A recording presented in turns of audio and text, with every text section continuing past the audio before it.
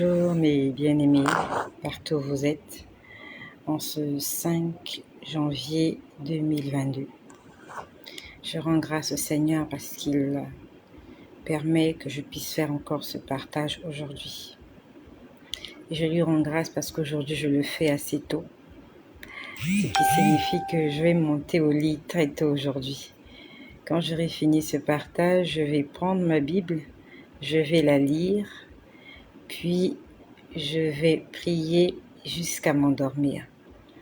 Donc, ce que je vais vous dire aujourd'hui, c'est ce que j'avais voulu vous dire hier dans l'après-midi. Hier, j'avais essayé de faire une vidéo, mais il y avait un problème de connexion. Bonsoir à Richie de Yves. Bonsoir à Caroline Vérin. Bonsoir à vous tous partout là où vous êtes. Que le nom de Jésus-Christ soit glorifié. Donc, ce que je vais vous dire, le Seigneur me l'a exhorté, c'était hier. Beaucoup de personnes vont s'étonner comment elle fait des vidéos tous les jours. Bonsoir à Prunelle Kwame, de retour. La prunelle de l'œil du Seigneur, de retour, ça fait longtemps. Prunelle Kwame, à moins que je me trompe. J'avais une sœur qui s'appelait Prunelle. Je ne sais pas si c'était Prunelle Kwame, mais bon. Ça fait un moment, j'avais une sœur qui était là qui s'appelait Prunelle. Plusieurs personnes vont s'étonner comment elle fait des vidéos tout le temps et elle dit que Dieu lui parle tout le temps. N'est-ce pas que tu parles tout le temps, toi? N'est-ce pas que toi et moi, on parle tous les jours? Bonsoir à Esther Piaco. Ah, ce n'est pas elle. Désolée, ce n'est pas elle. J'ai cru que c'était ma sœur Prunelle de l'année dernière. Ok. Mais bienvenue, Prunelle Kwame.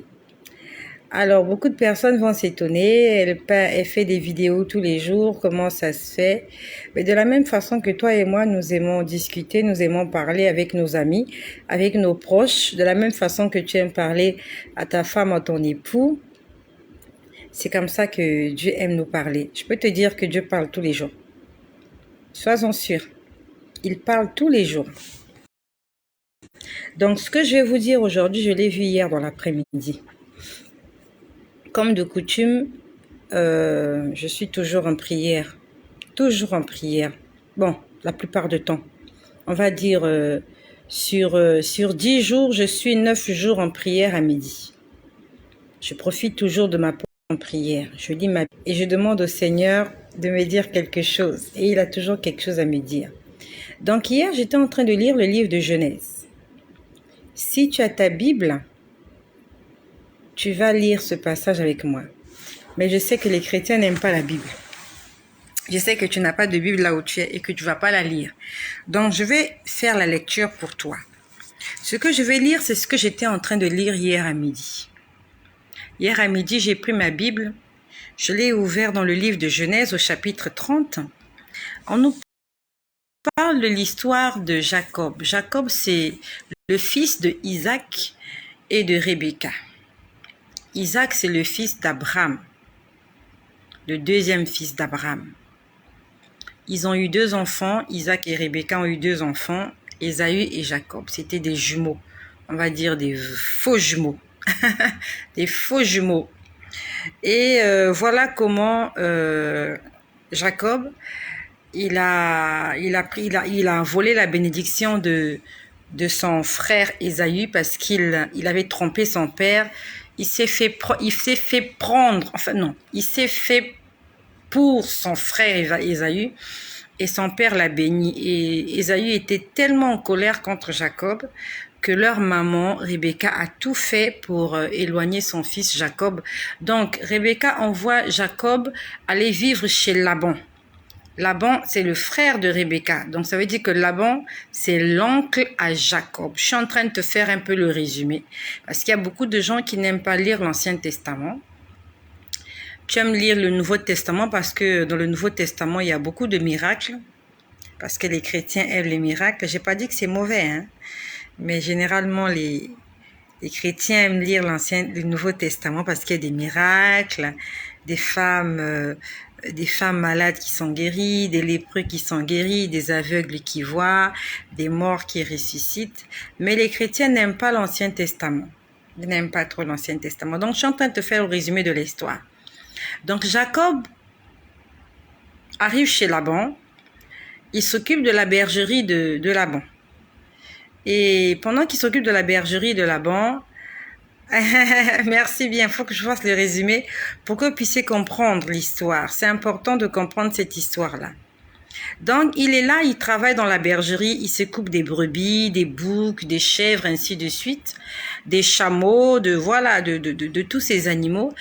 Et il s'entend avec Laban qu'il va travailler 7 ans pour que Laban lui donne comme pour épouse sa fille.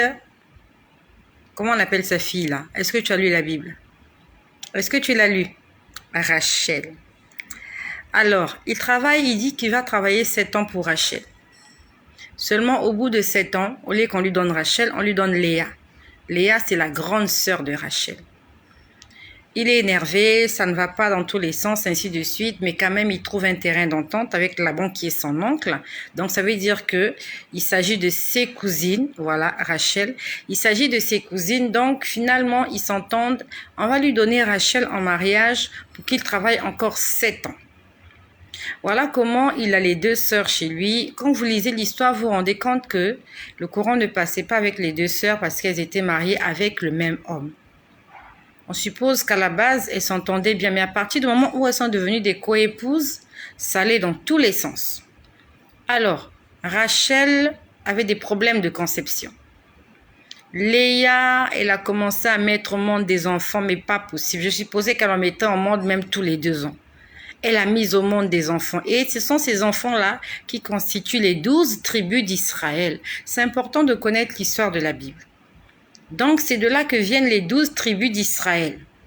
Ce sont les 12 fils de Jacob, que Jacob a eu avec Léa et Rachel. Donc, finalement, la famille s'agrandit, ils sont nombreux, ils vivent il vit chez son oncle. Et alors, il dit à son oncle qu'il est temps qu'il s'occupe aussi de ses affaires parce qu'il a une femme et des enfants à nourrir. Donc, il veut devenir indépendant. Là, je suis en train de te faire le résumé de l'histoire. Et j'étais en train de lire dans le livre de Genèse 30. Donc, il va vers Laban, dit à Laban, il faut que je devienne indépendant, que je m'occupe de mes affaires.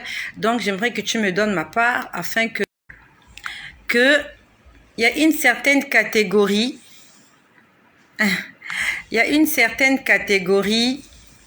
voilà, il a eu la monnaie de ce qu'il avait fait à son frère. Voilà, c'est ce que son oncle aussi lui a fait. Donc, il avait piégé son frère Ésaü, son oncle Laban aussi l'avait piégé. Oui, voilà.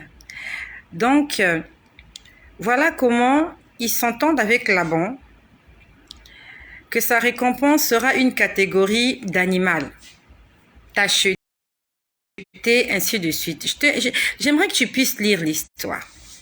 Donc, alors, j'étais là en train de lire cette histoire et j'étais exactement dans Genèse 30 à partir du verset 37.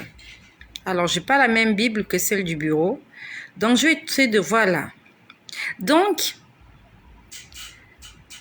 il était question que Jacob reparte à zéro. Parce qu'une fois de plus, il avait été blousé. Lorsqu'il s'est entendu avec Laban, qui était son oncle, aussi son beau-père, qu'il fallait qu'il récupère une catégorie d'animal avec une teinte assez spécifique, Laban retire du troupeau tous les boucs et toutes les chèvres. Donc, il laisse à Jacob des agneaux, donc des bébés, des jeunes brebis. Donc, ça veut dire que Jacob devait attendre que ces animaux-là puissent arriver à maturité pour commencer à se multiplier. Donc, c'était vraiment un départ, on va dire que c'était un peu méchant. Quand j'ai lu l'histoire, c'était très méchant. Donc, il retire les boucs et les chèvres. Tous les boucs et toutes les chèvres. Donc, il laisse à Jacob des bébés. En fait, c'est pour lui dire, tu repars à zéro. C'est pas grave. Jacob a continué à travailler. Et on nous dit au verset 37, qu'est-ce que Jacob fait? Quand j'ai lu l'histoire, beaucoup de gens lisent cette histoire et on trouve que ce que Jacob a fait, c'était un peu, à la limite, ça ressemble à de la magie. Mais dans la Bible, il n'y a pas de magie, même si on parle de certains magiciens. Quand on lit l'histoire, on a l'impression que c'est de la magie. En fait, ce que Jacob a fait, ça ne se fait nulle part. Alors, Jacob, qu'est-ce qu'il fait? Il prend 3 branches de 3 arbres différents. Moi, j'aime faire des illustrations. Hier, quand je pensais faire ce partage, je voulais arracher des branches dans mon jardin pour en faire. Donc, il prend 3 branches. Donc, les branches d'un arbre. Et c'est 3 arbres différents. Et parmi ces 3 arbres-là, la Bible là, elle est un peu différente. Parmi ces 3 arbres, il prend la branche d'un peuplier. Je ne savais pas ce que c'est qu'était un peuplier jusque hier. Quand je suis allée chercher peuplier, je me suis rendu compte que j'ai les mêmes plantes chez moi. J'ai des peupliers chez moi. Je ne savais pas qu'on les appelait des peupliers. Donc, il prend une branche de peuplier. Il prend une branche d'amandier. Et il prend une branche de platane. Et quand j'ai cherché tous ces mots-là hier sur Internet, dans Google, ce sont des plantes qui ont des vertus. Je ne sais vraiment pas. Oui, c'est exactement ça. Peuplier, amandier et platane. Donc, je ne sais vraiment pas qu'est-ce qui a poussé Jacob à faire ça. Alors, Jacob prend ses branches, il les pèle. Ça veut dire qu'il les gratte un peu. Et il laisse apparaître, on va dire, il enlève la peau de l'arbre, de la branche, sorry. Ce sont des branches. Et il expose la partie blanche. Et il les met là où se nourrissaient les brebis et là où elles s'abreuvaient. Ça veut dire que là où il y avait de la nourriture, il expose ces 3 branches. Une branche de peuplier, une branche d'amandier, une branche de platane. Là où les brebis allaient boire de l'eau, donc à l'abreuvoir, donc je suppose qu'il y avait un puits. Je suppose, en ce temps-là, il n'y avait pas de robinet. Il va aussi mettre la même chose là-bas, afin que, lorsque les brebis, quand je lis l'histoire, ça paraît fou. Honnêtement. Alors, il le fait pourquoi? Pour que lorsque les brebis vont aller manger ou boire, quand ils vont regarder ces branches, ils vont entrer en chaleur pour donner une catégorie d'animal avec une certaine teinte qui vont appartenir à Jacob. C'est une histoire, honnêtement. Bible, il y a des histoires, mais celle-là, c'est une histoire hors du commun. Vraiment hors du commun.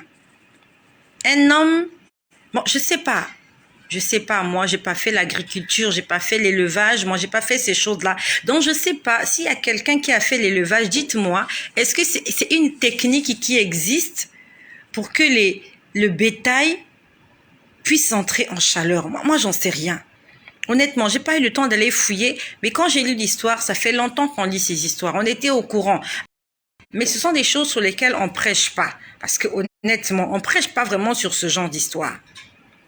Alors, mais le Seigneur m'a beaucoup enseigné hier. Non seulement il m'a enseigné, il m'a montré des choses par rapport à cela. Donc, je lisais l'histoire et quand j'arrive là, je me dis, mais qu'est-ce que Jacob avait?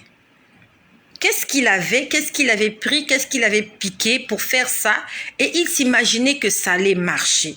Non pas ce qu'il s'imaginait, mais ça marchait. Donc, on dit que quand il y avait du bétail en bonne santé qui venait, il mettait ces choses-là pour que les animaux entrent en chaleur et que les petits soient en bonne santé et aient la teinte qui correspondait au choix de Jacob.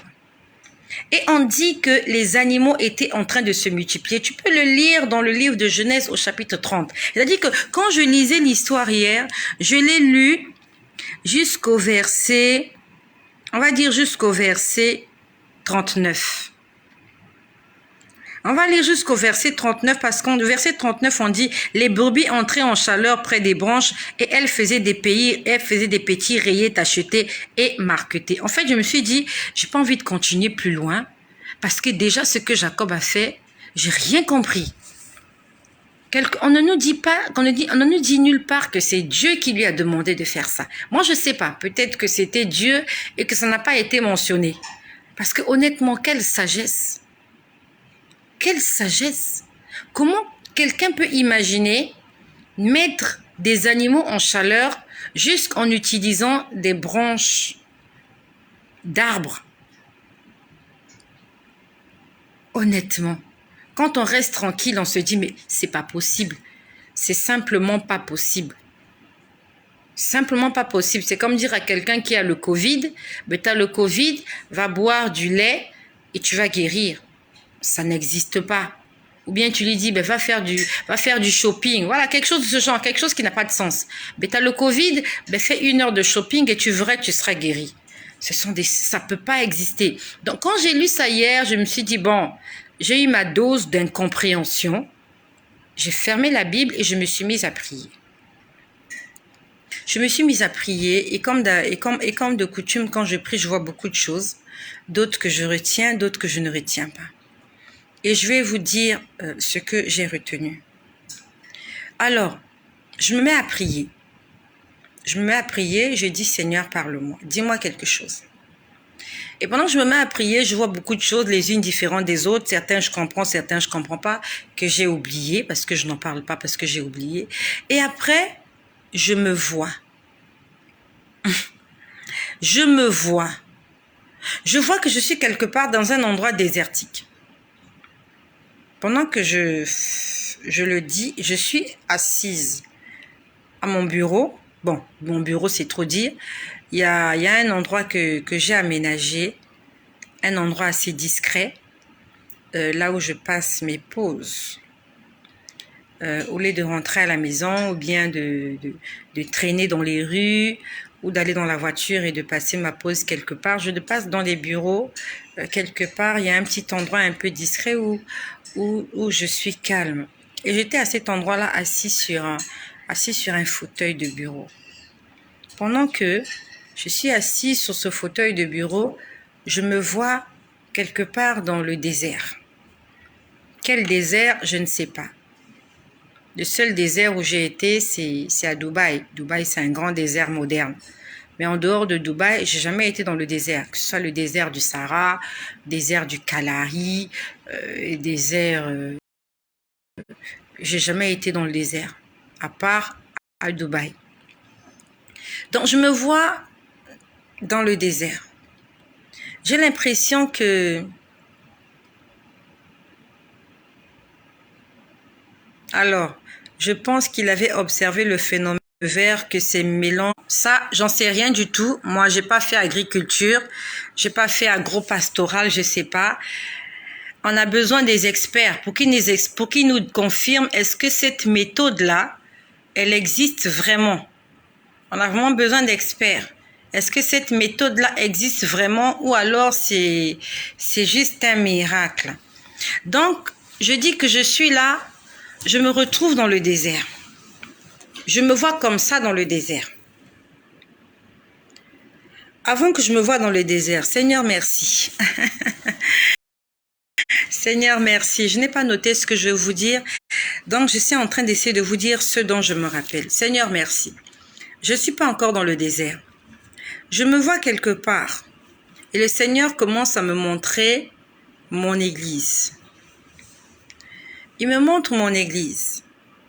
Et il est en train de me montrer comment, quand je parle, quand je témoigne, quand je parle pour Dieu, le Seigneur me montrait qu'il y a certaines personnes de mon église qui rient.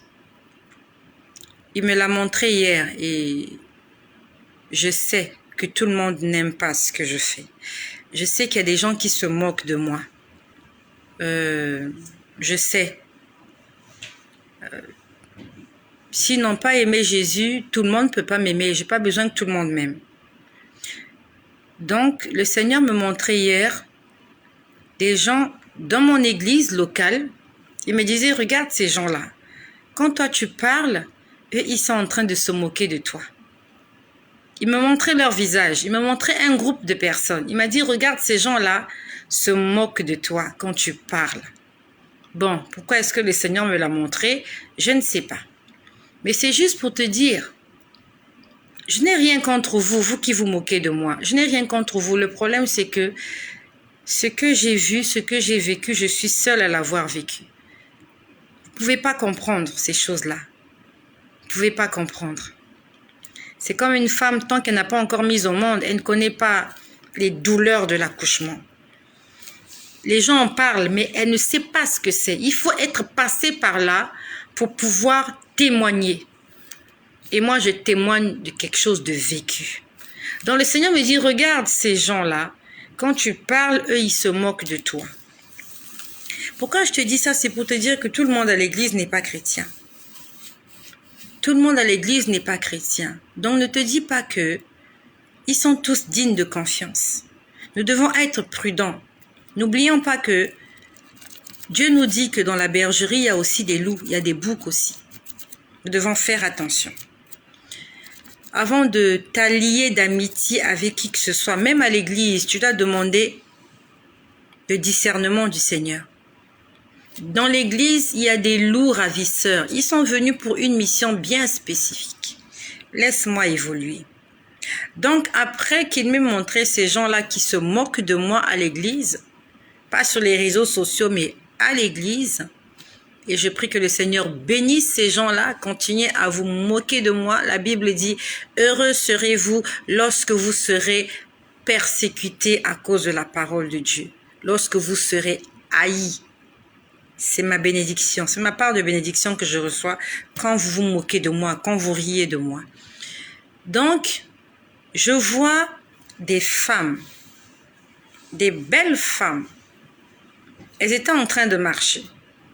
C'est quelque chose que le Seigneur me montrait hier. Elles étaient en train de marcher bien habillées, belles, sublimes, séduisantes.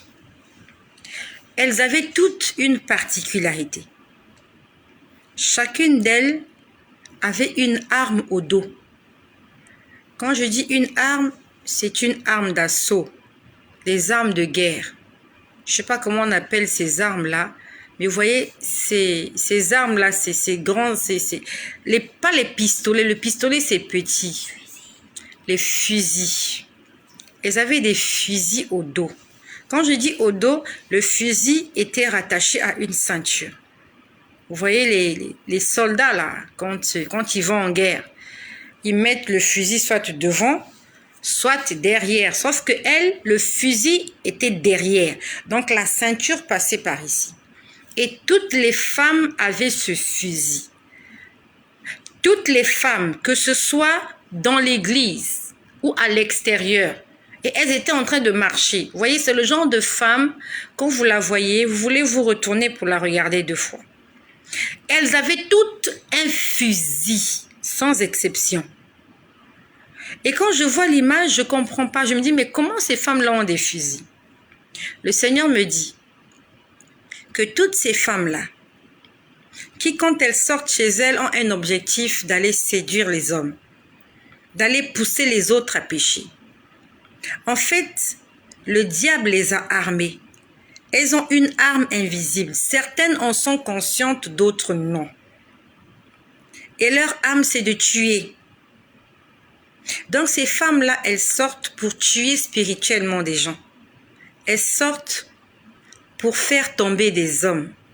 Vous ne voyez que l'apparence physique. Vous ne voyez que la beauté. Mais elle a un fusil. C'est-à-dire que pendant qu'elle discute avec vous, son fusil, son arme est derrière. Quand elle aura fini de faire ce qu'elle a à faire avec toi, elle va utiliser ton fusil pour te faire du mal. À la limite, elle va te tuer. Et quand je parle de ces choses, je parle des choses spirituelles. Je n'ai pas dit qu'elle va te tuer physiquement. Non. En fait, Dieu est en train de me dire que la plupart des femmes qui s'exposent, qui se montrent, qui cherchent à être vues, elles ont une mission, c'est de détruire des vies. Elles ne détruisent pas seulement la vie des hommes, mais elles détruisent aussi la vie des femmes. Parce que qu'est-ce qui se passe? Elle va passer sur les réseaux sociaux. Vous la voyez, elle est belle, elle a une bonne situation sociale, elle a un bon postérieur, elle a un beau corps et vous commencez à la convoiter. Quand vous commencez à la convoiter, vous voulez lui ressembler. Et quand vous voulez lui ressembler, vous allez tout faire pour lui ressembler. La Bible nous dit de ne pas convoiter. Donc, il y a plusieurs femmes qui ont fait recours à la chirurgie esthétique parce qu'ils ont voulu ressembler à quelqu'un. Il y a des femmes qui ont voulu avoir un certain mode vestimentaire parce qu'ils ont vu quelqu'un quelque part, quelqu'une sur les réseaux sociaux. Ah, mais elle s'habille comme ça. Non, mais elle porte ce genre de vêtements. Non, mais Kim Kardashian, c'est ce chemisier-là qu'elle porte actuellement. Et toutes les femmes veulent l'acheter au point même de briser leur foyer. Toutes les femmes veulent avoir la botte de Kardashian. Toutes les femmes veulent avoir la coiffure d'un tel. Toutes les femmes veulent avoir le nez de Jennifer Lopez. Toutes les femmes veulent être coiffées comme Beyoncé. Toutes les femmes veulent ceci. Ça s'appelle la mode. Ça s'appelle, il y a un mot que le Seigneur m'avait donné quand il m'avait interpellé. Quand tu m'avais interpellé, il y avait un mot que le Seigneur m'avait donné. Ce mot m'échappe. Seigneur, que le Seigneur m'aide. Parce que j'étais allée en esprit dans cet endroit, c'est comme une prison satanique. J'en ai déjà parlé, mais ça fait déjà un bon bout de temps. J'en avais parlé. Ah, le mot m'échappe. Toutes les personnes qui aiment la sensualité, toutes les personnes qui aiment paraître, il y a un mot. Ces gens-là vous poussent à vivre dans la luxure. La luxure, c'est quoi? Je veux ceci. Je veux être ceci. Je veux être ceci. Et si tu n'as pas, tu vas aller coucher avec un homme pour l'avoir. Parce qu'il faut que tu aies le vêtement en question qui est à la mode. La dernière fois, je vous ai dit, le Seigneur m'a parlé des vêtements. Non, peut-être pas des vêtements. J'ai vu des chaussures. Des chaussures de jeunes qui sont à la mode. Et je vous l'ai dit, quand je voyais des sirènes, il y avait de la pagaille. Là, je crois que c'était le 1er janvier. On m'a dit qu'il y a des chaussures qui sont envoûtées. Donc, vous voyez, je ne sais pas, moi je suis plus jeune. Mais si vous restez tranquille, les jeunes qui sont là peuvent me dire, chaque fois il y a des nouveautés. Il y a quelque chose qui est de nouveau. Là, il y a je sais pas moi, il y a une basket qui est sortie qui s'appelle Vaporamax. Ben, actuellement, il y a le iPhone 12.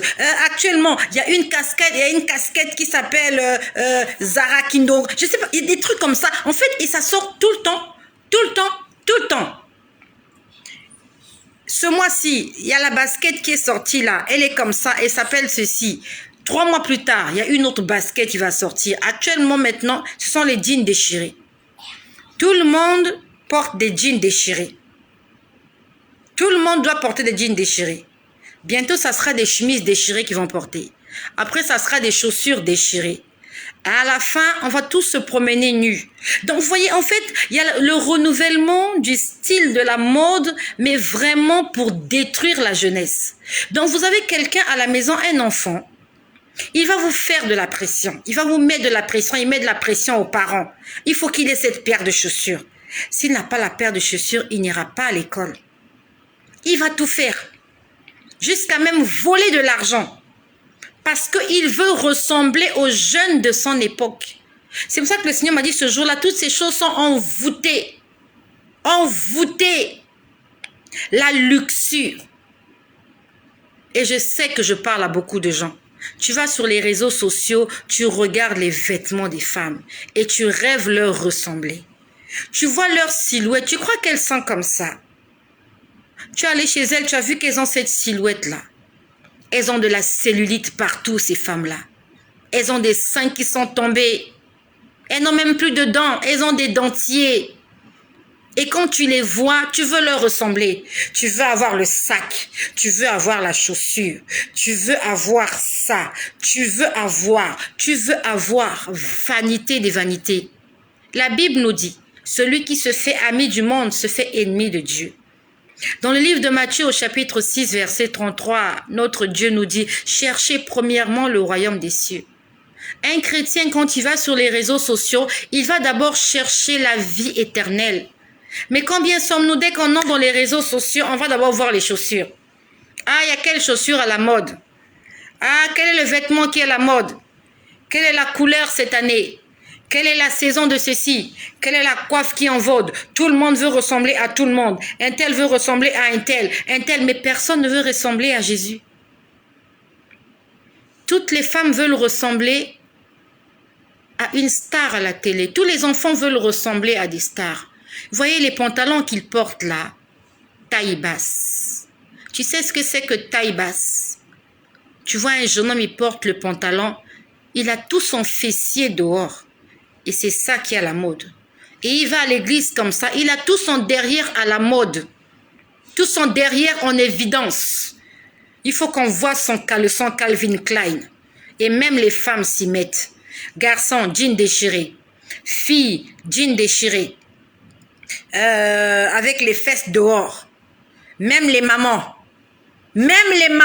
ont des fesses dehors. C'est à la mode maintenant. Si tu n'as pas les fesses dehors, ça veut dire que tu n'es pas à la mode. Tout le monde doit avoir les fesses dehors.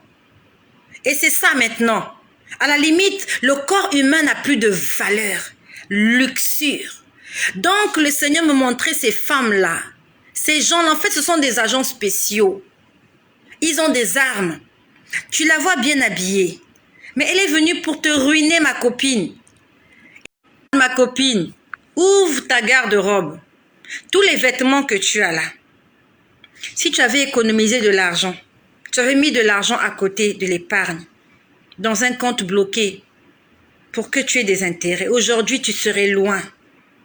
Regarde tous les vêtements. Chaque année, c'est à la mode, tu achètes. Tu as la mode, tu achètes. Ton compte en banque, tu as combien à la banque, dis-moi? Tu as combien d'argent à la banque? Tu n'as même pas d'économie. Mais regarde ta garde-robe. Nous sommes poussés à dépenser. On n'arrive même pas à payer nos offrandes à les dîmes. On n'arrive pas à payer la dîme. Mais on paye des habits, on paye des vêtements. Luxure. Nous sommes aveuglés. Donc ces femmes-là qui s'exposent, en fait, c'est pour nous tuer. Et il y en a plusieurs comme ça. Tu as un peu d'argent. Au lieu que tu t'investisses dans une activité, tu vas t'acheter des vêtements. Quand tu payes ces vêtements-là, tu es content. Quand tu les as portés une fois, tu n'en veux plus. Et après, ce qui se passe, tu commences à galérer, tu n'as plus d'argent. Le peu d'argent que tu avais, tu pouvais faire quelque chose de bien avec, mais tu as payé des vêtements. Et maintenant qu'il y a un vrai problème qui se pose, tu n'as plus d'argent. Tu es endetté, tu es fauché à cause du vestimentaire. Il y a des femmes aujourd'hui qui chamaillent des maris parce que, en fait, il y a des couples où il y a des problèmes parce que madame est tellement dépensière. L'argent de la popote, toi, quand on te donne l'argent de la popote, toi, tu vas faire du shopping avec. Et le congélateur est vide. Pourquoi? Parce que tu as trop regardé Internet. Tu t'es trop accroché au style, à la mode. Tes enfants vont manger tes vêtements. Ton mari va manger tes paires de chaussures et ton tissage. Mes sœurs, réveillons-nous. Donc, le Seigneur me montrait des femmes. Et c'est sûr qu'il y a des hommes aussi, mais ce jour-là, j'ai vu des femmes. Elles étaient nombreuses, elles marchaient ensemble. Elles marchaient dans la rue, bien habillées, bien coiffées, bien maquillées, je suppose bien parfumées. Et chacune d'elles avait une arme au dos, un fusil au dos, pour tuer, pour détruire, pour égorger. Puis après, c'est là que je me retrouve dans le désert. Si je n'ai pas oublié, et si j'ai oublié, il va me le rappeler. Je me retrouve dans le désert. Je suis là dans le désert, je ne sais pas ce que je fais dans le désert. Je peux voir beaucoup de choses. Et parmi les choses que je vois des abreuvoirs. Ça va paraître... ça paraît un peu... Je venais de lire l'histoire sur les abreuvoirs. Je venais de lire. Pourquoi je t'en parle? Tu veux que Dieu te parle? Tu vas commencer cette nuit. Si tu veux que Dieu te parle, lis d'abord ta Bible. Peut-être que Dieu veut te parler en s'appuyant sur un verset que tu as lu, que tu n'as pas compris. Il veut te l'expliquer. Le problème, c'est que tu n'as même pas lu. Avant de prier, lis ta Bible. Ne lis pas ta Bible après avoir prié. Parce que quand tu vas prier, je sais que tu vas t'endormir. Et toi et moi, on sait que c'est la vérité. Quand tu te mets à prier, ah, après tu t'étires, tu dors. Tu n'as pas lu la Bible. Donc, lis la Bible avant de prier. Comme tout à l'heure, il est 23h27. Quand je vais terminer cette vidéo-là, ne suis plus d'autres vidéos. Ne suis plus, pardon. Quand je termine la vidéo là, tu prends ta Bible, tu la lis. Tu lis une histoire. Que tu l'aies comprise ou pas, tu fermes. Après, tu pries. Et tu dis, Seigneur, parle-moi. Il va te parler sur la base de ce que tu as lu. Il va te faire comprendre des choses que tu n'as pas compris. Il va te révéler des choses cachées. Mais si tu ne lis pas, tu veux que Dieu te parle sur la base de quoi? De ce que tu as vu sur Zimagique, sur Novelas, sur Piwi? Tu veux que Dieu te parle après avoir suivi Mangas toute la journée? Tu as suivi Mangas. Tu as suivi Dragon Ball Z toute la journée. Mais tu vas rêver de Son Goku? Rêver. Ils ont une figurine là. Tu vas rêver de Satan Petit Cœur. Tu connais Satan Petit Cœur? Il est dans Dragon Ball Z. Satan Petit Cœur. Tu vas le rêver. Et après, dans tes rêves, tu vas commencer à crier au nom de Jésus. Arrête de suivre manga. Arrête de rêver Kim Kardashian. Prends ta Bible. Pourquoi tu rêves au moins? Rêve au moins Jonas. Rêve, je sais pas moi. Rêve Esther. Rêve Jacob. Le problème c'est que si tu ne lis pas, mais comment tu vas voir ces personnages-là dans tes rêves? Comment tu vas les voir? Toi tu rêves les comédiens. Tu rêves Gou. Quand tu dors, tu rêves Gou. Tu dors, tu rêves Jamel Debbouze. Comment tu peux rêver Jamel Debbouze? Tu dors, tu rêves Elvis Presley. Mais ça se fait comment que tu rêves Elvis Presley? Mais c'est parce que tu as trop regardé Elvis Presley. Il t'a envoûté toute la journée, raison pour laquelle quand tu vas dormir, Dieu ne peut pas te parler parce que ta mémoire est saturée de toutes ces choses. Il n'y a pas de place pour Dieu. Si tu veux que Dieu te parle, donne-lui une place. Donne-lui une place, non seulement une place, mais une place de choix. Lis ta Bible avant de dormir. Apprends à éteindre la télévision. Ton salut, il dépend. Si tu veux que Dieu te parle, ça ne se passe pas sur Novelas. Ça ne se passe pas devant l'écran de foot. Sinon, quand tu vas dormir, tu vas rêver Zidane. Tu vas rêver Ronaldinho ou Ronaldo ou Messi. Ça sera ça tes rêves. Quand tu rêves les ballons. Tu rêves les vêtements. Les vêtements te parlent. Les chaussures te parlent. Les mèches te parlent. Parce que c'est ça ta vie en fait. C'est ça ton Dieu. Parce que tu passes ton temps avec ton Dieu. Et c'est ça qui rend le Seigneur jaloux. Donc je me retrouve dans le désert. Je vois des abreuvoirs. C'était des abreuvoirs en bois. Vraiment, je me rends compte que je suis dans un autre monde. Et je vois quelqu'un venir vers moi. Je peux voir des moutons. Vraiment, ça s'est passé hier après-midi. Je voyais des moutons. En fait, j'étais dans la scène de Jacob. Et je ne comprenais pas ça au départ. Je vois des moutons. Vous voyez, moi, je ne suis pas bergère. J'ai jamais fait ce travail-là. Mais j'ai vu dans le film, beaucoup plus dans les dessins animés. Les moutons, on leur attache souvent une cloche autour du cou. Beaucoup plus dans les dessins animés.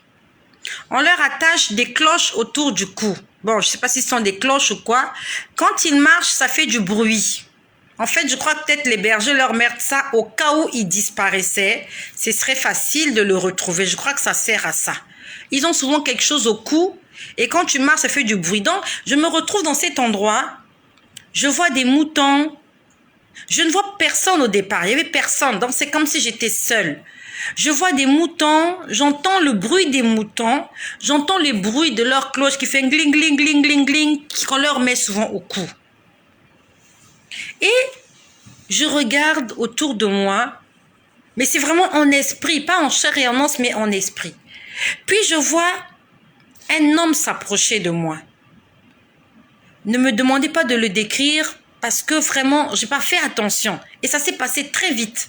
On va dire que c'est une vision, c'était très vite. Il y a un homme qui s'approche de moi. Il s'approche de moi et ça se passe pendant que je suis en train de prier. À la limite, je ne prie même plus. Je suis juste là, je vis l'histoire. C'est pour ça arrête avec Kim Kardashian. Arrête. Donc, je vis l'histoire. Je vois un homme s'approcher de moi. Il est habillé comme un homme des temps anciens. Il est habillé comme les gens s'habillaient au temps de Jésus, par rapport à ce que je vois à la télé. Et cet homme s'approche de moi. Il était mince. Il était mince. Il avait une taille, on va dire, plus de 1,70 m. Il s'approche de moi. Il me donne un papier. Ça ressemblait à un reçu. Il y avait des écrits dessus. En fait, c'était un reçu. C'était pas écrit à la main.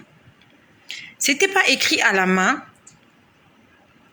C'était écrit à la machine. Donc, c'était vraiment un papier imprimé. Genre reçu. Pas un reçu de caisse. Pas un reçu de caisse, mais un reçu, par exemple, quand vous allez payer la scolarité de vos enfants, ou bien vous allez payer votre assurance, on vous donne un reçu. C'est ce genre de reçu-là. Il me tend le reçu. Et quand il me tend le reçu, je peux voir un numéro sur le reçu. Les autres écrits étaient très petits, je ne les voyais pas. Mais j'ai vu le numéro parce que le numéro était en gros caractères. Alors, il y avait un numéro dessus. Le numéro, c'était 000 4 8 0032. J'ai bien vu ce numéro. Je répète. 30 48 20 32. Je ne sais pas comment on lit ça. 4 millions 32 ou 4 milliards 32, j'en sais rien. Mais moi, j'ai vu 000 48 0032. Il me tend ce reçu avec sa main droite. Il me dit, prends ce reçu, tu en auras besoin là où tu vas. Après, il a dit, tu es de la bergerie de Jacob. Quelqu'un m'a dit ça. La personne m'a dit que c'était un homme. Je ne rêvais pas. Ce n'était pas un rêve. C'était réel. C'était vraiment réel. À telle enseigne que j'ai retenu le numéro. Donc, il m'a tendu le papier et il m'a dit que je devais me diriger sur sa droite. Donc, quand il dit sur sa droite, moi, ça correspondait à ma gauche. Donc, il me disait, tiens ce papier. En fait, c'était comme un pass. C'était comme un visa. Donc, je devais aller quelque part, mais je devais présenter ce papier-là pour prouver mon identité et pour qu'on me laisse passer. Il me l'a donné, il m'a dit, bon, je ne répète pas exactement les mots, mais ça ressemblait à ça. Il m'a dit, tiens ce papier, tu en auras besoin pour là où tu es en train de partir parce que tu es de la bergerie de Jacob. Il m'a dit, tu es de la bergerie de Jacob. J'ai commencé à réfléchir. J'ai dit, ah, je suis de la bergerie de Jacob. Comment je suis de la bergerie de Jacob? Donc, pendant qu'il me dit ça, je me mets à réfléchir pour essayer de comprendre ce qu'il dit. Et quand je dis ces choses-là, c'est quelque chose qui se passe. En fait, ça se passe. Il n'y a que moi qui vis ça. Alors, quand il me dit ça, je me regarde. Je me regarde, je me rends compte que je suis habillée en peau d'animal. Mon vêtement était en peau. Et c'est la deuxième fois que je me vois habillée comme ça. Pour ceux qui sont connectés, l'année dernière, en 2021, je vous ai dit qu'à midi, j'étais en congé, oui, parce que ce jour-là, ça s'est passé à la maison. À midi, j'étais allongée sur mon lit J'ai vu un homme habillé en bleu. Je vous ai fait part de cette vision. J'ai vu un homme habillé en bleu. Il avait porté un haut et un pantalon bleu. C'était tellement beau, ce vêtement. Et quand je l'ai vu, il me disait, je suis venu te chercher. Enfin, il me disait, moi, je suis déjà prêt. Je suis venu te chercher. Et je vous ai dit, ce jour-là, je me suis regardée. J'étais nu-pied et j'étais habillée en peau. Et quand j'ai vu mon vêtement, je me suis dit, mais je ne peux pas aller avec cet homme-là comme ça parce que je suis mal habillée. Parce que pour moi, ce vêtement-là, en fait, c'est pas un vêtement de ville. C'est un vêtement de brousse, c'est un vêtement du paléolithique, c'est le vêtement des gens des temps anciens. Qu'on appelle ça le néolithique, les gens de l'âge de la pierre taillée, l'âge de la pierre polie. Hein, comment on appelait ça? Voilà, donc à la limite, je vous ai fait part de ce que j'avais vu ce jour-là. Et hier, j'étais habillée exactement de la même façon. J'étais nu-pied. J'avais un vêtement en peau. Mon épaule droite était couverte. Mon épaule gauche était à découvert. J'étais nu-pied. J'avais des cheveux comme des rastas. Quand je dis comme des rastas, j'avais de longs cheveux comme des rastas. Vous voyez, si vous avez connu Bob Marley, j'avais des cheveux comme Bob Marley. Alors que là, voilà ce à quoi ressemblent mes cheveux. Mais hier, quand je me suis vue, je me voyais avec des cheveux comme Bob Marley. Ça m'a même choquée. Je me suis dit, mais j'ai eu ces cheveux-là où? Comment j'ai des longs cheveux comme ça? Comme Bob Marley. On peut même dire comme Samson. Vraiment, j'avais de longues mèches de cheveux. Et je vois quelqu'un venir vers moi. Il m'a mis quelque chose sur la tête. C'est comme s'il pulvérisait ma tête.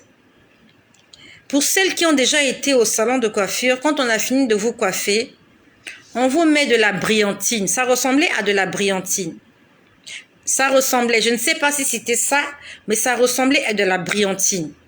Donc, il a mis ça sur ma tête, il pompait ça sur ma tête comme ça. Il pompait ça sur ma tête et honnêtement, je ne comprenais pas pourquoi il faisait ça. Je ne sais pas pourquoi, ça fait 2 fois que je me vois avec ce vêtement en peau. Et ce vêtement en peau, je l'ai vu la première fois pour ceux qui sont abonnés. Et je remercie le Seigneur parce qu'il m'a donné une mémoire. Quand je parle, je peux me rappeler de certaines choses. J'ai une mémoire. J'ai vu ce vêtement-là l'année dernière en 2021. Je ne sais vraiment plus c'était quoi le titre du partage, mais j'étais toujours en train de lire le livre de la Genèse. Et ce midi-là, ça s'est passé toujours un midi. Le Seigneur m'a montré Adam et Ève. C'était un midi, je ne sais pas, je crois que c'était un midi. Le Seigneur m'a montré Adam et Ève. Ils étaient habillés en vêtements de peau. Sauf que la couleur de leurs vêtements n'était pas le même que moi. Moi, mon vêtement en peau, je vais vous le décrire. À la limite, la peau était blanche. Il y avait des taches marron et il y avait des taches noires, oui. Le vêtement était blanc, la peau était blanche avec des taches noires et marron. Par contre, quand j'ai vu Adam et Ève, ils avaient exactement le même vêtement en peau. L'épaule droite couverte, l'épaule gauche à découvert. Sauf que eux, leurs vêtements étaient pour ceux qui croient que je raconte des bobards. Si vous allez écouter ce partage-là, je suis en train de répéter exactement les mêmes choses. C'est pour dire que ce sont des choses vécues. Si ce n'était pas vécu, je ne pouvais pas répéter avec exactitude certains petits détails. Pour Adam et Ève, leur peau était marron tacheté de noir. Adam et Ève, la peau, le vêtement en peau qu'ils avaient, bon, ça c'est ce que moi j'avais vu, était marron tacheté de noir, avec, je crois, des petites teintes blanches, mais très discrètes. Et c'était identique aussi à ce que leurs enfants avaient porté Caïn et Abel. Quand je vous ai dit que ce jour-là, je voyais Abel assis par terre en train de dessiner. Et je voyais... non, j'ai fait Abel, oui. Je crois que c'est ce que j'ai dit. Je voyais Abel accroupi, pas assis. Il était accroupi par terre. Il était en train de s'accroupir et avec sa main droite, il dessinait sur le sable. Il était en train d'essayer de dessiner un enclos pour mettre ses brebis à l'abri. C'est l'intelligence qu'on m'avait donnée ce jour-là. Et je voyais Caïn en train de regarder son frère avec envie. Et plus loin, je voyais Adam et Ève debout, en train de regarder Abel avec amour. Et je vous ai dit ce jour-là, Adam était fort gaillard, avec beaucoup de cheveux très mal entretenus. Ève était une petite femme.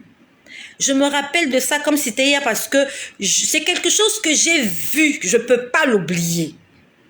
Vraiment. Ève était une petite femme. Elle était à la droite de Adam. Elle était une petite femme avec de très longs cheveux noirs, mal entretenus. Quand je dis mal entretenus, c'est pas pour me moquer, mais c'est pour décrire. En ce temps-là, il n'y avait pas de peigne. Donc, je suppose qu'elle peignait ses cheveux avec ses doigts. Et encore, est-ce qu'elle les peignait tout le temps? On n'en sait rien. C'est pas comme aujourd'hui, toi et moi, tous les matins, on doit se brosser les cheveux. On s'est tellement brossé les cheveux, ben, qu'on n'en a plus. Ève ne se brossait pas les cheveux tous les jours. C'est pour ça qu'elle en avait beaucoup. Elle avait une tignasse sur sa tête. Arrête de te brosser les cheveux tous les jours. Le brushing tous les jours, c'est pas bon pour les cheveux. Ça casse les cheveux. Donc vraiment, c'était pour faire la différence entre le vêtement d'Adam et Ève et mon vêtement à moi. Et cet homme-là me mettait de la brillantine sur la tête. Il mettait de la brillantine sur la tête. Et j'ai bien dit, on m'a appelé, on m'a dit tu es de la bergerie de Jacob. Voilà, ça me revient. Le Seigneur m'enseigne, merci. On m'a dit tu es de la bergerie de Jacob. Donc, quand je vois tout ça, en fait, j'ai commencé à réfléchir. Je me suis dit, mais tout ça, ça signifie quoi? Le Seigneur a commencé à me parler. Il m'a dit, je suis le Dieu d'Abraham, d'Isaac et de Jacob. Quand on cite ces noms-là, on ne continue pas. On ne dit pas le Dieu d'Abraham, d'Isaac, de Jacob et de Joseph. On ne dit pas le Dieu d'Abraham, d'Isaac, de Jacob et de Léa. On ne dit pas le Dieu d'Abraham, d'Isaac, de Jacob et de Judas. Ce sont les enfants de Jacob. On ne dit pas le Dieu d'Abraham, d'Isaac, de Jacob et de Siméon. On s'arrête à Jacob. Ça veut dire que Jacob était la dernière génération des gens qui avaient vraiment une alliance avec Dieu. Et le Seigneur m'a dit, la vision que tu viens de voir, c'est pour te dire que vous êtes de la dernière génération, la génération de Jacob. La dernière génération. Et vous êtes dans la bergerie. Quand nous lisons l'histoire de Jacob, il a quitté la maison de son père et de sa mère. Il était à Canaan. Il est parti chez Laban pour une mission spécifique. C'était pour aller chercher une femme. C'est pour ça, quand tu lis l'histoire, quand tu vas lire ce que Rebecca avait dit à son père Isaac, il lui a dit, ne reste pas ici. Va prendre une femme dans la maison de mon père. Jacob est allé chez Laban. C'est vrai qu'il fuyait son frère Ésaü. Mais à la base, il partait parce que ses parents ne voulaient pas qu'il prenne une femme cananéenne comme Ésaü. Le problème, c'est que tu n'as pas lu l'histoire, c'est pour ça que tu ne peux pas comprendre certaines choses. Il est parti chez Laban. Quand il a eu sa femme, il a eu sa bergerie, il a eu ses richesses. Dieu lui a dit qu'il est temps de repartir à Canaan. Et il a rebroussé chemin, il est reparti à Canaan avec ses femmes, ses enfants, ses biens. Le Seigneur m'a dit, l'histoire de Jacob, c'est mon histoire. J'ai quitté la maison de mon père et de ma mère. J'ai quitté mon trône. J'ai tout abandonné. Parce que je voulais une épouse. Je voulais quelqu'un avec qui passer mon autre éternité. Voilà comment Jésus quitte le trône. Il vient sur terre. Et il a travaillé, comme Jacob a travaillé chez Laban. Et il en est sorti avec... Il était parti, il voulait épouser Rachel, mais on lui a donné et Léa et Rachel. Oublions les autres petits détails qui peuvent nous sortir du contexte. Quand vous lisez l'histoire de Jacob, je n'ai jamais vu cette histoire dans ce sens. Le Seigneur me l'a dit hier. Il m'a dit l'histoire de Jacob, c'est mon histoire. Le Dieu d'Abraham, d'Isaac, de Jacob. Nous sommes de la dernière génération, la génération de Jacob. Il est parti chercher une épouse. Et quand il a eu son épouse, il a eu ses enfants, il a eu ses biens, ses richesses. Il est reparti à Canaan. Et c'était terminé. On n'a plus jamais parlé de cette histoire. Jacob n'est plus jamais revenu chez Laban. Avec ses enfants, il a dit, vous êtes de cette dernière génération. Et vous êtes ma bergerie. Il m'a dit, l'histoire en question. Les 3 branches. Qu'est-ce qu'il fait? Il les pèle. Ce que je te dis, il me l'a dit hier. L'histoire de peler là, il me l'a dit hier, j'étais en train de conduire. Et Dieu seul sait que ce que je dis, c'est la vérité. J'étais en train de conduire, j'étais en train de revenir à la maison quand il a commencé à me parler des 3 branches. Il dit les 3 branches, ça signifie quoi? Quelle était la mission des 3 branches? Vous savez, il n'y a que le Saint-Esprit pour pouvoir vous détailler les choses comme ça. Si toi, tu restes là tranquille des heures, tu médites sans le Saint-Esprit, tu ne comprendras pas ces choses-là. On a tous besoin du Saint-Esprit. Tous sans exception.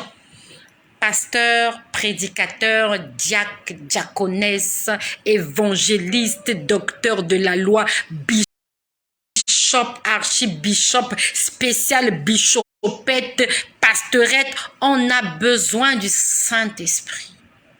Tu lis la Bible, tu dis, Seigneur, parle-moi. Seigneur, parle-moi. Tu n'auras pas besoin de tourner tes méninges. Tu n'auras pas besoin d'avoir mal à la tête. Il va t'expliquer les choses telles qu'elles sont. Ça sera facile. Je n'ai pas médité ce que je vous dis là.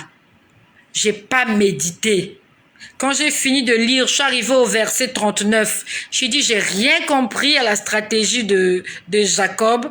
Je ferme ma Bible, je passe à autre chose. Il y a des gens, il y a des moments comme ça. Quand tu lis, tu n'as plus rien compris, n'insiste pas. Ferme la Bible et prie. Quand tu n'as rien compris, ne te plains pas. Ferme la Bible, chante. Il m'a dit, c'est quoi le mystère des 3 branches? Non seulement ces branches-là, ces arbres-là ont des vertus. Je ne suis pas venue parler de ces arbres-là, ni des vertus de ces arbres-là. Va sur Internet, tu tapes quelles sont les vertus du peuplier, quelles sont les vertus de l'amandier, quelles sont les vertus du platane. Tu sauras. Il dit ces 3 choses. C'est quoi le chiffre 3? Si vous êtes là, dites-moi le chiffre 3, c'est le chiffre de quoi? C'est le chiffre de quoi? Je veux que vous puissiez répondre. Le chiffre 3, c'est le chiffre de quoi? Répondez-moi, je vous attends. Je veux qu'on participe un peu. On va tous participer au live. On va participer à l'enseignement que le Seigneur nous a donné hier. On ne sait pas. Ok, Prunelle ne sait pas. On continue. Le chiffre 3 correspond à quoi? Je veux une réponse. La Trinité. D'accord, ok, la Trinité. C'est bon. On continue encore. La perfection. Amen, c'est ce que je voulais écouter. Amen, c'est la perfection. Le chiffre 3, c'est le chiffre de la perfection. C'est la Trinité, c'est vrai. 1, 2, 3. Mais c'est la perfection. Et qu'est-ce qu'il a fait? Il a pelé les branches. Pourquoi il a pelé les branches? Parce qu'il voulait afficher la partie blanche. Donc, il exposait quelque chose de blanc. Et quand on parle de blanc, on parle de pureté. On parle de sainteté. Le blanc, c'est le parfait.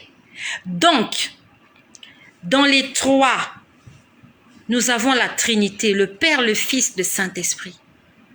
Et ces 3 entités qui forment un, qui est Jésus-Christ, sont là pour nous présenter la purification, la sanctification, la simplicité.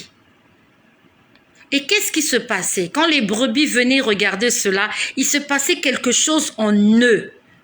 Donc ça veut dire que tu ne peux pas être en contact avec Dieu et qu'il ne se passe rien dans ta vie. C'est pas possible. Que tu sois en contact avec le Père, le Fils, le Saint-Esprit et que ta vie n'est pas impactée. De la même façon que ce que Jacob a fait impacter le fonctionnement physiologique des brebis, c'est comme ça que Dieu veut impacter la vie de chaque brebis de la bergerie de Jacob. Et quand je dis la bergerie de Jacob, il s'agit de la bergerie de Jésus. Et on nous dit, va lire l'histoire. Ce que je te dis, c'est le Saint-Esprit qui me l'a appris.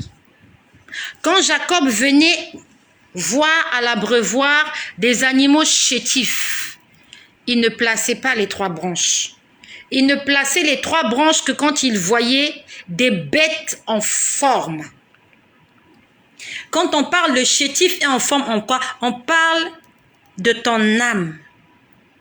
L'âme, la nourriture de l'âme, c'est la lecture de la parole de Dieu. Quand tu lis la Bible, quand tu fais des choses pour le Seigneur, tu es en train de nourrir ton âme. Tu as l'embonpoint. Tu es comme ces vaches grasses là, pas des vaches. Tu es comme ces brebis grasses dont il s'agit ici. Et le Saint-Esprit impacte ta vie parce que tu es déjà en forme, tu es en forme spirituelle. Toi, tu lis pas la Bible. Tu es chétif spirituellement. Tu es malade spirituel. Et tu veux que le Saint-Esprit impacte ta vie? Va lire l'histoire. Jacob ne montrait ces branches-là qu'à des bêtes qui étaient en bonne forme. Et on dit que quand elles voyaient ça, elles entraient en chaleur. Et quand elles entraient en chaleur, qu'est-ce qui se passait? Elles mettaient au monde des enfants qui correspondaient à ce que Jacob voulait avoir. Quand tu lis dans la parole de Dieu, j'ai oublié le verset en question. C'est le Nouveau Testament, je crois que c'est dans Jean. Il est écrit, c'est Jésus qui parle. Ce n'est pas vous qui m'avez choisi, mais c'est moi qui vous ai choisi, afin que vous portiez du fruit qui demeure. Porter du fruit, ça veut dire que nous sommes féconds. Comme les brebis dont il s'agit dans la bergerie de Jacob. Quand Jésus-Christ vient vers nous, il nous présente son enseignement, il nous présente son évangile, il nous présente son amour et son cœur. C'est pour que nous devenons féconds, que nous puissions produire du fruit. Et quand on parle du fruit, c'est le fruit digne de la repentance. Jean 15, verset 16, merci. Ce verset-là est lié au passage de Genèse 30, là où on voit le processus de Jacob. Il présente 3 branches différentes, 3 branches de 3 plantes différentes. Le Père, le Fils, le Saint-Esprit. Ce sont tous des branches, ce sont tous des arbres. Ils ont la même couleur verte, mais chacun a une spécificité. Le Père a une façon de se manifester. Le Fils a une façon de se manifester. Le Saint-Esprit a une façon de se manifester. Mais tous, ils sont de la même nature, comme les branches que Jacob a utilisées. Est-ce que tu es de la bergerie de Jacob? Est-ce que tu es en bonne forme spirituelle pour que ces 3 entités, cette trinité-là, puisse impacter positivement ta vie, que tu deviennes féconde, que tu produises du fruit. Non seulement tu vas produire du fruit, mais tu vas appartenir à Jacob. Et Jacob va te prendre, il va te ramener à Canaan avec lui. Tu ne resteras pas chez Laban. Tu vas effectuer le voyage avec Jacob, avec sa famille, avec ses enfants, avec sa femme. Tu fais partie de l'héritage de Jacob. Nous sommes l'héritage de Jésus. Il est venu travailler sur terre. Il était en mission. Et voilà comment il doit repartir avec ses femmes pour aller présenter ses femmes à ses parents. Le Seigneur m'a dit, voilà le mystère des 3 branches. C'est quelque chose de physique ici. Mais là, je voulais expliquer dans le terme spirituel. Tu veux être féconde. Tu veux que Dieu impacte ta vie. Tu veux faire partie de la bergerie de Jacob. Tu veux entrer à Canaan, la terre promise. Quel est ton état d'âme? Est-ce que tu es vache maigre ou vache grasse? Est-ce que tu es un anneau maigre ou tu es un anneau bien gras pour que Jacob mette en évidence ces 3 branches qui vont activer la fécondité en toi? Tu seras en chaleur et tu vas mettre bas, tu vas mettre au monde, tu vas produire, tu seras féconde. C'est l'enseignement que le Seigneur m'a donné hier. Ça fait plus d'1 heure que je parle. Ce midi, il m'a encore parlé. Mais je vais m'arrêter par là. Nous sommes à minuit, moins 1 minute. Je dois travailler demain matin. C'est un enseignement à réflexion. Est-ce que tu nourris ton corps? Tu nourris ton corps? Oui, ton corps, tu le nourris, tu manges tous les jours. Est-ce que tu nourris ton âme? Est-ce que ces branches-là peuvent avoir de l'effet sur toi? Pour que tu donnes des petits qui seront validés, qui seront acceptés et qui seront comptés parmi toutes les bêtes qui appartiennent à Jacob. Ou bien tu vas être disqualifié et tu vas rester avec Laban. Laban était un homme méchant. Quand tu lis l'histoire, c'est vrai, il a pris Joseph sous son aile. Mais quand tu lis l'histoire, il n'a pas été toujours juste avec Jacob. Tu es de quel côté? Tu appartiens à Laban ou tu appartiens à la dernière génération de ceux-là qui ont une alliance avec Dieu? Le Dieu d'Abraham, d'Isaac et de Jacob. Jésus-Christ est Seigneur. Marchons dans la vérité. Surtout, n'oublions pas d'envoyer ce message à quelqu'un qui en a besoin. Soyez bénis et que le nom de Jésus-Christ soit glorifié.